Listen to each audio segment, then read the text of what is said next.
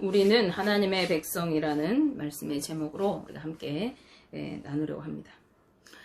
우리가 어떤 삶을 살아갈 것인가 하는 그 기준은 자신이 어떤 존재인가 또 어디에 속해 있는가 하는 것을 분명히 알 때에 그 기준이 명확하고 확실해지게 됩니다. 그렇지 않고 자기가 어디에 속해 있는지 또는 자기가 누구인지 제대로 알지 못할 때는 삶의 기준이 모호해지게 되고 이리저리 휘둘리고 갈팡질팡하는 삶을 살아가게 되는 것입니다. 오늘 본문 말씀에서 베드로는요, 성도들에게 그들이 누구인지 그리스도께서 부여해 주신 성도들의 정체성에 대해서 정확하게 말씀하고 있습니다. 베드로전서 2장 9절 앞절 말씀을 보시면 그러나 너희는 택하신 족속이요 왕같은 제사장들이요 거룩한 나라요 그의 소유가 된 백성이니 라고 말씀합니다. 무슨 말씀입니까? 우리의 존재가 바뀌었음을 선포하는 것입니다. 즉 우리가 예수 그리스도를 구주로 영접하는 순간 그분으로 인하여 죄인된 우리의 신분이 의로운 자로서 또한 완전한 새로운 존재로 변화되었다는 것을 말씀하는 것입니다. 그리고 신분이 변화되었다는 것은 전혀 새로운 삶을 살게 되는 그 삶이 열렸다는 것을 의미하는 것입니다.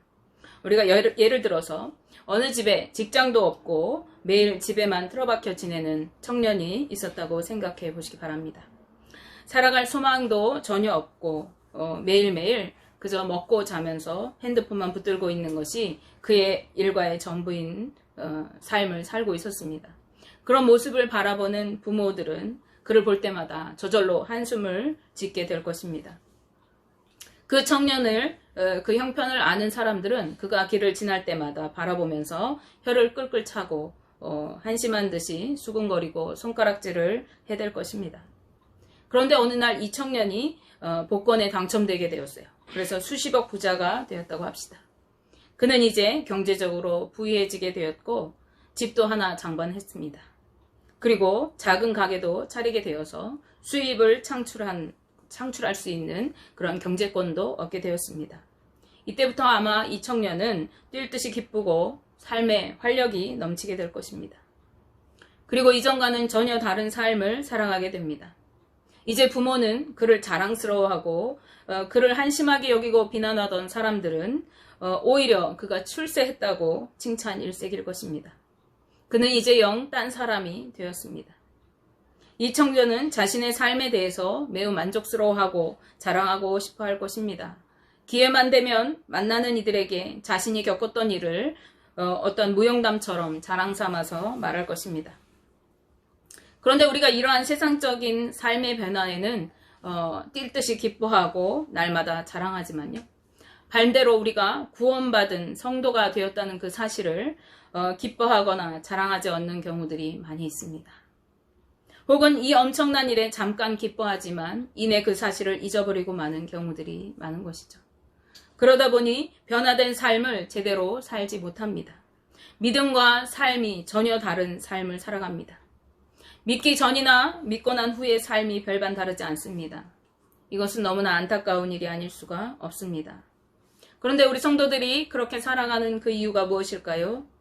우리가 구원받았다는 것이 어떤 의미인지 제대로 알지 못하기 때문에 그렇습니다. 오늘 본문 말씀에서 베드로는 예수 그리스도를 구주로 믿는 우리 성도들에게 하나님께서 부여해 주신 특권에 대해서 4가지로 말씀하고 있습니다. 우리가 기억해야 할 특권이 무엇인지 우리가 오늘 살펴보기 원하는데요. 그 첫 번째는 무엇입니까? 먼저 우리는 하나님께서 택하신 족속이 되었습니다.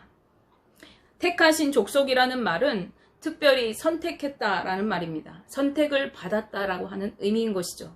이것은 구약시대의 이스라엘 백성들이 그 혈통적으로 아브라함에게 속하여서 하나님의 선택받은 백성이 된 것처럼 예수 그리스도의 보혈의 공로를 힘입어서 이제 그를 믿는 우리 성도들은 선택받은 하나님의 백성이 되었음을 의미하는 것입니다. 하나님께서는 택하신 이스라엘 백성들을 애굽의 고통에서 구원해 내시고 그들의 하나님이 되어주셨습니다. 민수기 15장 41절 말씀에 하나님께서는 이스라엘 백성들에게 나는 여호와 너희 하나님이라 나는 너희의 하나님이 되려고 너희를 애굽 땅에서 인도해 내었느니라 나는 여호와 너희의 하나님이니라 라고 말씀하십니다. 온 세상의 창조주이시고 온 우주 만물을 다스리시는 이 하나님께서 우리의 하나님이 되어주신다는 것만큼 엄청난 일이 또 어디 있겠습니까? 그것은 복권에 당첨된 것보다도 훨씬 큰 하나님의 놀라운 선물인 것입니다. 하나님은 택하여 구원하신 이스라엘 백성과 함께 하시고 그들을 돌보시고 지켜 보호해 주시고 그들을 인도하시고 날마다 승리하게 하셨습니다. 뿐만 아니라 축복을 약속해 주셨습니다. 따라서 우리 믿는 성도들이 택하신 족속이 되었다는 것은 이전에 이스라엘 백성들이 누렸던 이러한 특권을 동일하게 누리는 영적 이스라엘이 되었다는 것을 의미하는 것입니다. 즉 하나님께서 우리와 함께 하시고 우리를 인도하시고 지켜 보호해 주시고 우리로 날마다 승리케 하시면서 반드시 축복의 삶을 이루게 하실 것을 보장해 주시는 것입니다. 이것은 어느 날 대통령이 찾아와서 내가 너를 책임져 줄 테니 무슨 일이 있든지 내게 말하라고 하는 것보다도 훨씬 위대하고 멋진 일이 아닐 수가 없는 것입니다. 여러분이 이 감격을 누리신다면 여러분은 뛸 듯이 기뻐하고 감사하지 않을 수가 없을 것입니다. 그리고 이 사실을 자랑하지 않고는 견딜 수가 없게 되는 것이죠. 다음으로 우리는요, 왕같은 제사장이 되었습니다. 이 말은 우리가 왕같은 제사장 직분을 받았다는 것입니다. 베드로는 제사장이라 하지 않고 제사장들이라는 표현을 사용했습니다. 이것은 어느 특정한 개인에게 특권으로 제사장직을 부여했다는 의미가 아니라 성도들이 감당해야 할 공통적인 직분이라는 의미를 가지고 있습니다. 따라서 왕같은 제사장들이라 하고 하는 표현은요, 왕과 같은 존귀함을 부여받은 제사장 직분을 의미하는 것입니다. 우리는 왕과 같이 존귀함을 부여받은 제사장 직분이 수여된 자들인 것입니다. 왕의 존귀함을 받은 자들로서 성도들은 하나님 이외에 어느 누구에게도 그 무엇에게도 종속되지 않는 영적인 권위를 누리는 자들인 것입니다. 그런가 하면은 왕의 권위만 누리고 그것을 특권의식을 가지고 자랑하는 것이 아니라 제사장의 직분을 맡은 자들로서 성도들은 마땅히 제사장의 본분에 맞게 하나님께 제사하는 신령한 예배자로 살아가야 되는 것입니다. 그리고 아울러 세상을 향해서 이 세상을 향한 하나님의 뜻을 나타내는 영적 리더들로 살아가야 하는 것입니다. 하나님은 이스라엘 백성들을 택하시고 그들을 애굽에서 구원해 내실 때 바로에게 이렇게 얘기합니다. 내 백성을 보내라. 그러면 그들이 나를 섬길 것이니라. 아멘. 하나님께서는 이스라엘 백성들을 하나님을 섬기고 예배할 자들로 택하여 부르시고 모든 민족 가운데서 제사장 나라를 삼으셨습니다. 이와 같이 우리 믿는 성도들을 택하여 부르신 이유 또한 우리로 제사장으로 세우시고 온 세상 가운데 모든 세대 가운데서 하나님을 섬기고 예배하는 자로 부르고 택하신 것입니다.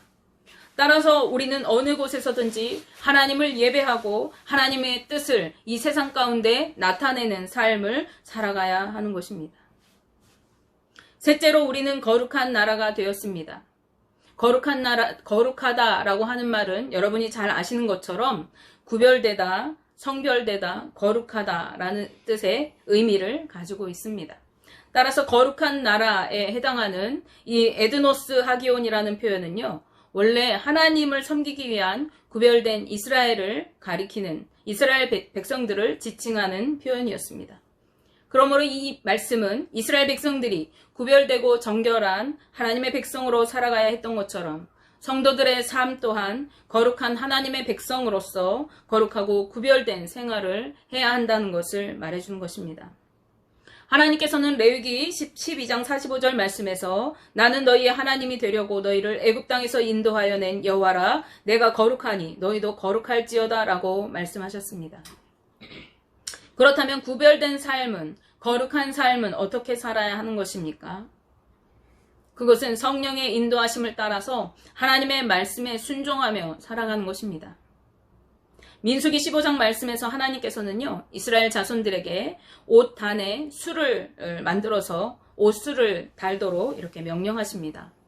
그리고 그 이유를 이렇게 설명하고 계세요. 민수기 15장 39절에서 40절 말씀에 이 술은 너희가 보고 여호와의 모든 계명을 기억하여 준행하고 너희를 방종하게 하는 자신의 마음과 눈의 욕심을 따라 음행하지 않게 하기 위함이라. 그리하여 너희가 내 모든 계명을 기억하고 행하면 너희의 하나님 앞에 거룩하리라.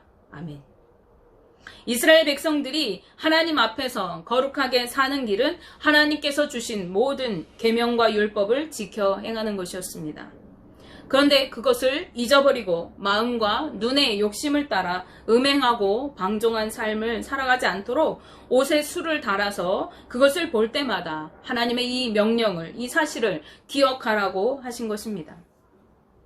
당시에는 하나님께서 직접 개입하시고 하나님께서 직접 통치하시는 그런 시기였고 예수 그리스도를 통한 복음과 성령의 임재가 아직 이루어지기 전이었기 때문에 그들에게 여러 가지 하나님의 백성으로서 그들이 하나님의 율법, 하나님과의 언약, 하나님의 말씀을 기억할 표들을 주셨습니다. 오늘 말씀한 옷단에 술을 다는 것뿐만 아니라 할례를 통해 그들의 몸에 하나님의 언약을 새겨 그것으로 기억하게 하셨죠. 그리고 여러 가지 제사 제도를 통해서 그 제사를 행할 때마다 하나님의 은혜와 긍휼을 생각하고 하나님의 말씀을 기억하도록 했습니다. 자신의 죄를 하나님께 고백하면서 거룩한 하나님의 백성으로 다시 일어서게 하신 것입니다. 그러나 오늘날 성도들은 예수 그리스도를 믿는 믿음 안에서 성령의 임재를 누리며 성령 하나님의 인도하심을 따라 육체의 소욕을 죽이고 말씀을 따라 순종하며 살아가게 될 때 하나님 앞에 우리가 거룩한 삶을 살아가게 된 것입니다. 우리는 더 이상 어떠한 표가 필요하지 않습니다. 하나님의 성령께서 우리에게 가르치시고 지도하시고 인도하시기 때문에 그렇습니다. 마지막으로 우리는 하나님의 소유가 된 백성이 되었습니다. 우리의 소유권은 이제 이 세상에 있는 것이 아니라 나 하나님께 있는 것입니다. 나의 삶의 주인이 내가 되는 것이 아니라 하나님께서 내 주인이 되시는 것입니다. 그 소유에 해당하는 페리포이에시는 획득과 보존이라는 두 개의 개념을 동시에 가지고 있는 단어에서 온 것입니다. 페리포이에이시는 이 신약 성경에서 5번 등장하는데 오늘 본문 이외에 에베소서 1장 14절, 데살로니가전서 5장 9절, 데살로니가 후서 2장 14절 말씀에서는 이 단어를 얻는다라는 의미로 사용했다고 해요. 히브리서 10장 33절 말씀에서는 구원함 혹은 보존함을 뜻하는 의미로 사용했다고 합니다.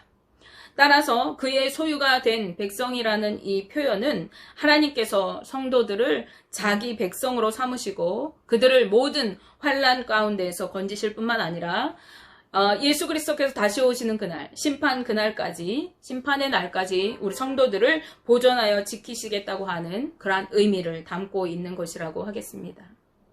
구약시대의 이스라엘 백성들이 하나님의 특별하고 소중한 백성이었던 것처럼 신약시대의 영적 이스라엘인 우리 믿는 성도들이 하나님의 특별한 소유가 되는 것입니다. 하나님께서 우리를 이 특별한 소유로 삼으시기 위해서 사랑하는 독생자 예수 그리스도를 그 피의 대가를 지불하셨습니다. 그 대가 지불을 통해서 이제 성도들의 삶은 하나님의 소유로 이전되게 된 것입니다. 더 이상 마귀에게 속하여 죄짓고 살아가지 않도록 우리를 구원하여 하나님의 거룩한 소유가 된 백성으로 하나님의 자녀로 불러주신 것입니다. 베드로는 전에는 백성이 아니었으나 이제는 백성이 되었노라고 말씀하고 있습니다. 10절 말씀 우리가 다시 보실게요. 너희가 전에는 백성이 아니더니 이제는 하나님의 백성이요 전에는 긍휼을 얻지 못하였더니 이제는 긍휼을 얻은 자니라 라고 말씀합니다.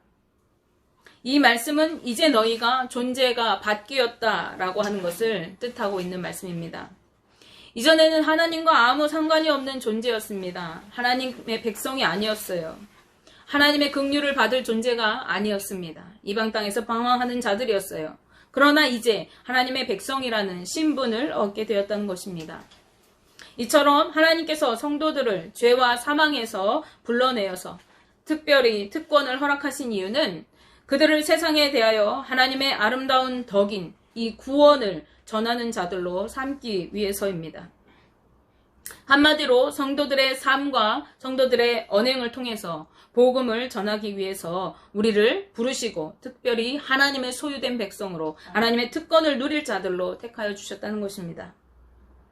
아름다운 덕은 하나님께서 죄 가운데 죽을 수밖에 없는 인간들을 긍휼히 여기셔서 독생자 예수 그리스도를 이 땅에 보내주시고 속죄의 죽음을 죽게 하시고 부활 승천하게 하심으로 그를 믿는 모든 자들을 의롭다 하시는 하나님의 모든 이 구속사를 나타내는 것입니다.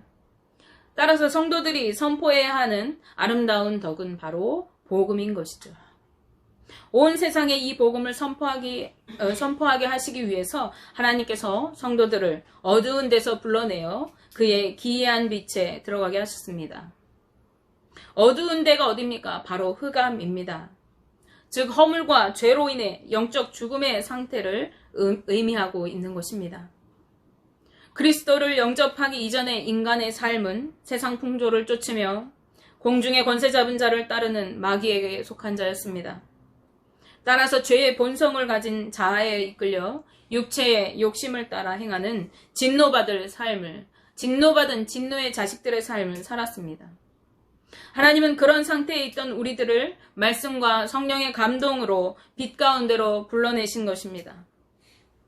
이 빛은 어둠에 살 때 전혀 알지 못하던 기이한 빛입니다. 이것은 전혀 새로운 삶의 영역 안으로, 즉 하나님의 영역 안으로 들어온 것을 의미합니다. 바로 하나님의 거룩하신 존재 영역 안에 우리가 함께 거하게 되었다는 것입니다. 하나님께서 우리 성도들을 구원하여 빛 가운데 거하게 하신 이유이자 교회의 존재 이유는 주의 복음을 선포하고 나타내어서 온 땅에 하나님의 아름다운 덕을 세우기 위한 것입니다. 따라서 성도들은 하나님께서 자신들을 어떻게 어둠에서 끌어내어 이 빛 가운데 인도하셨는지를 늘 묵상하면서 세상 가운데 증인되는 삶을 온전히 살아가는 것이 무엇보다도 중요합니다.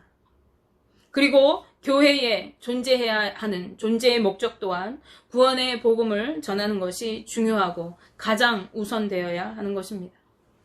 그러므로 이제 예수 그리스도를 구주로 믿는 우리 성도들은 하나님의 택하신 족속이요 왕같은 제사장들로서 하나님을 온전히 예배하고 섬기며 살아가야 하고 또 거룩한 나라요 하나님의 소유된 백성답게 그리고 하나님의 긍휼을 입은 자답게 성령의 인도하심을 따라서 말씀에 순종하고 구별된 삶을 살아가면서 주님의 복음을 전하고 드러내고 나타내야만 하는 것입니다. 우리는 그러기 위해서 하나님께서 먼저 부르시고 택하신 하나님의 자녀들인 것입니다.